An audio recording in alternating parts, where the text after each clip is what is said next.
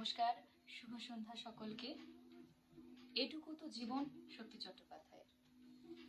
চলো যাই, রোদ্দুর পা উঠিয়েছে, এখানে লাঙলের ফালে উঠছে মাটি, এখানে তেমন পরিপাটি মানুষ নেই কেউ, আদুল গায়ে লোক চলছে ফিরছে, আলো বাতাসের মতো সহজ স্বাভাবিক।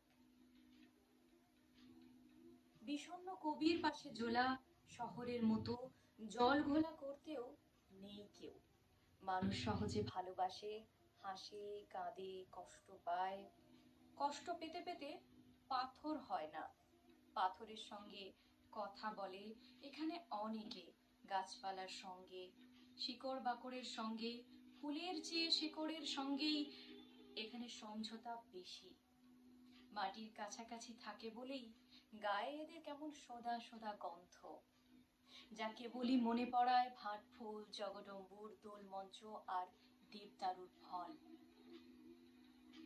গরুর গাড়ির আলস্য আর মন্থর এখানে মানুষকে খুব দৌড়তে দেয় না, বারণ করে, কেননা এটুকু তো জীবন, অত দৌড়ঝাঁপে আলাদা কি পাবে? জীবন ছাড়া মৃত্যুকে পাবার জন্য তাড়াহুড়োর কোনো অর্থ হয় না।